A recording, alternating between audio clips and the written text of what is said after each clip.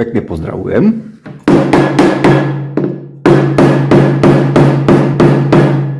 V tomto krátkom videu by som chcel predstaviť tento smaltovaný hrnček, ktorý je vyrobený do zelenej farby, do zeleného tónu, kedy je ako pri klasických starších hrnčekoch tento len čierny, z vnútornej strany je biely. Ten hrnček samozrejmosťou je výroba zo zdravotne nezávadných materiálov, kedy tá farba je atestovaná pre styk s potravinami. Ako ste videli, tá odolnosť toho hrnčeka je veľmi veľká, takže aj v prípade sa mu nič nestane. Je vhodný ako na indukciu, tak aj na sklovarné dosky či priamo otvorený oheň. Pekne pozdravujem.